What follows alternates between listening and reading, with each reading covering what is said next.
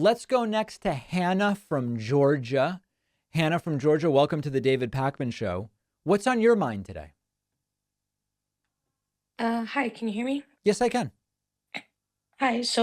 I did have I did have two questions. Okay. One was if Trump or especially DeSantis were to be president, do you think they'd be able to use like federal powers to overstep states where we are seeing them implement some kind of protections like trans safe states, protecting abortion rights, and like how that I forget which state it was, but the governor used his powers to basically guarantee increased funding for schools for the next 400 years. Do you think like they'd be able to overstep those kind of protections? Sadly, in some areas they would. There are a bunch of state-based institutions and programs that depend heavily on federal funding and federal rules. And I think that unfortunately, because they're using this as a scapegoat, I think school athletics, particularly at the college level, may be affected by anti-trans decrees from a potential President Trump or President DeSantis. So I think that's the bad news, Hannah. I think the good news is that in a lot of areas, they're either going to be unable legally, or it will just be seen as a huge overreach for a President Trump or President DeSantis to try to override states with federal legislation. But I think we shouldn't be naive. We should understand the risks with the Supreme Court if Trump or DeSantis win. And we should understand that at least in some areas, including potentially with athletics and in some other ways, particularly medical programs that depend on federal funding, educational programs, they may be able to, from the federal level, override some of the great protections and programs that states are putting into place. So it's yet another reason why we need to make sure neither of those lunatics becomes president. Yeah, I definitely agree. I also had another question if you have time. Sure, go ahead. So I'm non-binary. I like was born female and but like I basically had the privilege of being able to live a non-binary slash like trans existence for a lot Mm-hmm. of my life, and I didn't realize it until later in life and hearing other people's stories because I was always playing co-ed sports Mm-hmm. where I was one if not two of the females on the team, stuff like that. And like I feel like I had that privilege because I was born female and more, lean more towards masculine.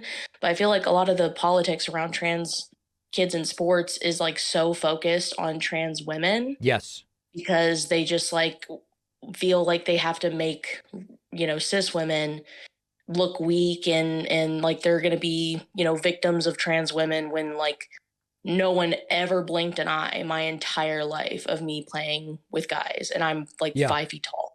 I've talked about this before. The issue of trans sports is really only an issue of trans women in women's sports. As you're pointing out, nobody's concerned with the other direction. And much of that has to do with if muscle mass and having gone through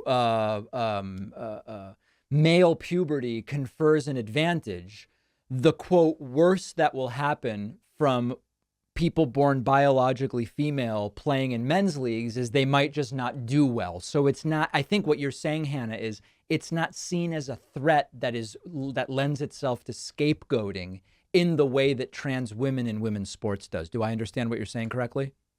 Yeah. Yeah, no, you're 100% right. And we've talked about this. And I would even go further. This is only an issue with regard to trans women in women's sports in some sports, not in every sport. Now, that being said, I do think that progressives should engage with the facts about what advantages are or aren't conferred in any particular sport. If this, I don't pretend to be an expert on this. And I know every time I bring this up, someone writes to me and goes, David, you're lending credibility. I'm not lending credibility to anything. All I'm saying is this should be explored as empirically as possible. And just because we're not going to discriminate against trans and non-binary people under the law, and because we're not going to mistreat people, and people should be allowed to use whatever bathroom they want, all of that can be true And also, if it's true that we have things to figure out with regard to trans women in women's sports, progressives should embrace figuring it out with all the facts rather than just pretending there's nothing to figure out. That's my preference. Yeah, definitely. And also, I know it's anecdotal, but a common comment that I got growing up was like, because I grew up as a cisgender woman, like, when I was good at sports, when I was dominating, playing, whether it was with male or female, uh, you know, competitors, it was always like, if I was winning against women, it was that I was built like a man, and that's Mm. why I was winning. And if I was winning with the guys, it was that, well, she's different from other women. Well, like they were taking it easy She's on you built or like a guy, something, so or that's why oh, she's I able to see. function Oh, I see with what you're the saying. guys. Okay. Was there Yeah. also a she's doing well because the guys are taking it easy on her? Yeah, of course. And then Yeah. also, if the guys like retaliated because their masculinity was hurt, Yep. then like I just like inherently felt the need to just not give them the reaction and like the satisfaction of Right. hurting me, even though I did get hurt a lot. Interesting. Interesting. Well, listen, Hannah, I appreciate the call. All points well made, and hope to hear from you again. Yeah, thank you for having me. All right. There is Hannah from Georgia. Let's go to Ramiro from Indiana. Welcome to the program, Ramiro. What's going on today? Ramiro, please accept my invitation.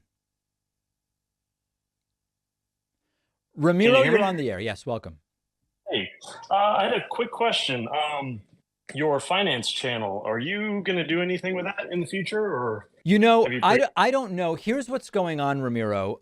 One of the things that I like to do is I like to test things out and see what the market is. And that applies to the finance channel, which I think has 12 or 15,000 subscribers. This applies to the Spanish channel, which I think has 4,000 subscribers. But as we approach another election season, it's important to make sure I'm not doing too much and spreading myself too thin. So we have paused the finance channel and will be pausing the Spanish channel. Why? I just don't think they're successful enough to justify continuing to pour time, energy, and resources into them. When our main channel is growing by 40 or 50,000 subscribers a month and is really the bread and butter where we're building an audience and doing all those things, I want to make sure I can focus on the areas where we're going to do the most. And so I'm just not sure whether we overstated maybe what the markets might be for that sort of content. So I don't know what we're going to do with it. I do think we're pausing into the election season. Okay, I understand. I think it's pretty invaluable content. I've certainly been a subscriber since day one. So I really I was appreciate just that. curious. And you know, one of the things is there are so many things that we can do. Like, just to give you an idea of what we have on our plate, there's the David Pakman show with all of the things that go with that, the guests, the website, YouTube, TikTok, Threads, all that stuff. We've got live events that people want me to do. Speakers Bureau wants to talk to me about getting me involved in more public speaking, not like live shows, but public speaking. We've got the Right. children's book and now the possibility of a series. Which I ordered. I It's very appreciate good. that. Yeah. I'm starting to work on an adult book, which is still very far off. So I'm not, not even much to say about that. Spanish channel, finance channel. We've got, now we're part of the TikTok creativity program beta. We're publishing to Snapchat. People want me to blurb their book. It's crazy. Now, I'm not saying this to you, Ramiro, so that you feel bad for me. It's amazing to have all these opportunities. But the important thing is I can't possibly do all of them. So we just have to kind of pick and choose, Yeah, I just didn't see any announcement regarding that. So I was just curious. So if it's on pause and down the road we get something, that'd be awesome. And if not, I understand. I Just love curious. it. Ramiro, thank you so much for the inquiry. Yep. Thank you. Bye. All right. There goes Ramiro from Indiana. Great to hear from him.